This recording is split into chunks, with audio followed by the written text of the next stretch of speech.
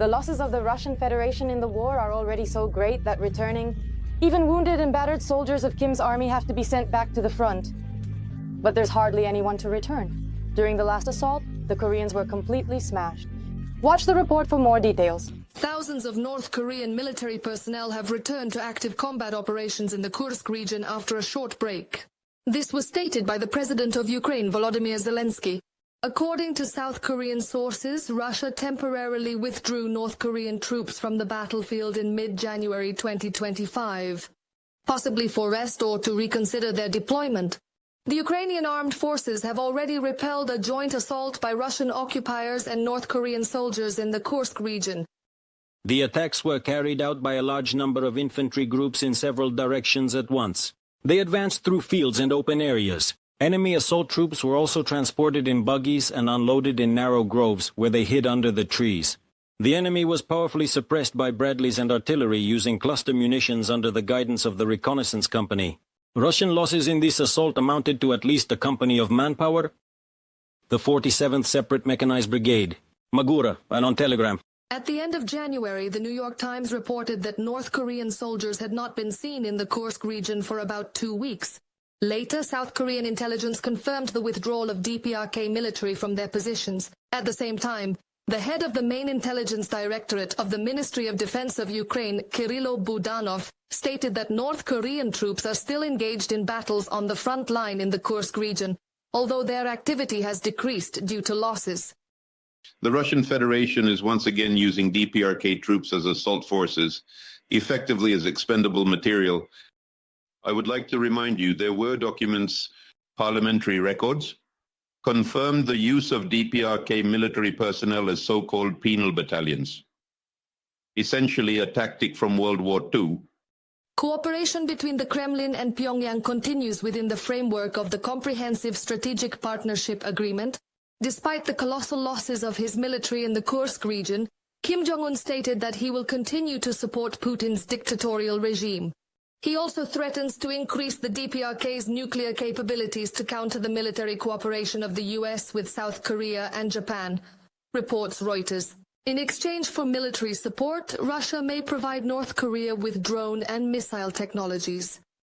It is expected that this year North Korea will begin the production of drones, which will be developed jointly with Russia. Several sources familiar with Russian-North Korean relations told NHK that the two countries have reached an agreement under which North Korea receives technical assistance from Russia in developing several types of drones for mass production. From a report on the website of the Japanese public broadcaster NHK, World Japan. In addition to the military contingent, North Korea also provides Russia with labor.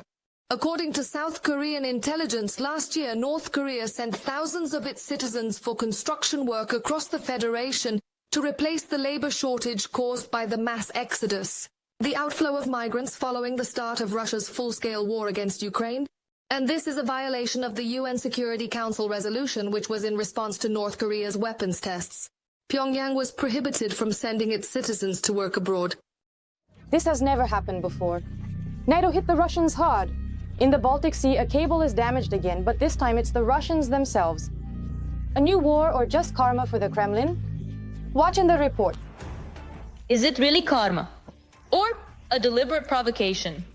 The Russian gas company Rostelecom announced on Saturday that some time ago its underwater cable in the Baltic Sea was damaged.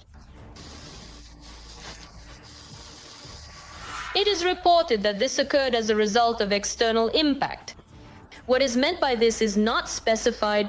In the last 3 months, as a result of external interference, it has been repeatedly 4 telecommunications cables, which connected the Baltic countries and accordingly the pipelines. In other words, it was stated that according to the Finnish side, these mechanical damages are not accidental. Moreover, the Finnish side is considering the possibility of cable damage by the Russian Federation and China. Earlier on Saturday, the Finnish Coast Guard reported that a Russian vessel is repairing a severed cable in the Gulf of Finland, and presumably this could take a week under good weather conditions. According to the Finnish side, the duration of the repair work will directly depend on the weather conditions. Currently, there are severe weather conditions in the Baltic Sea, so accordingly, the work may extend beyond 1 week. But here's the problem. A representative of the Coast Guard informed Finnish media that 2 telecommunications cables between St. Petersburg and Kaliningrad were damaged. However, in the Rostelecom report, only one is mentioned. At the moment, it is known that 2 Rostelecom cables are damaged, not one. One of them, named Baltica, is over 1,000 kilometers long. And more than a third of this cable runs precisely through the own waters of Finland's exclusive economic zone. But did such a serious incident affect the subscribers in Russia themselves? According to the Russian side, the alleged mechanical damages that led to these works in the exclusive territorial waters of Finland did not directly affect the subscribers. But again, there is not the slightest reason to trust the Russian side. It's also amusing that the malfunction of the Rostelecom cable was reported by the ministry as early as December 27th, yet the work only began on February 8th. What was stopping them? The whole topic is about a complex nature. That is, the Russian Federation did not want to release information into the public domain. Secondly, these were accordingly severe weather conditions in the Baltic Sea, which did not allow for such repair work to be carried out. But here's what's interesting. Earlier, on December 25th, a cable between Finland and Estonia broke in the Gulf of Finland, along with 4 other telecommunications cables. And strangely enough, these cables are located near Rostelecom.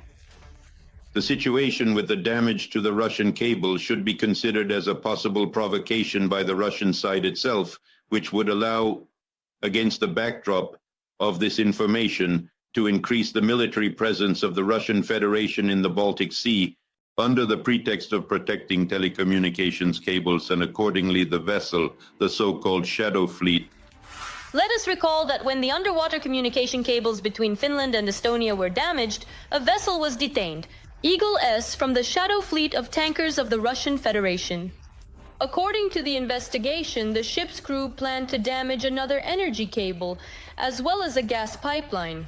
In particular, before this incident, 2 more data transmission cables between Finland and Germany were severed. That's all for now. For more fiery news from the front, watch the next episode.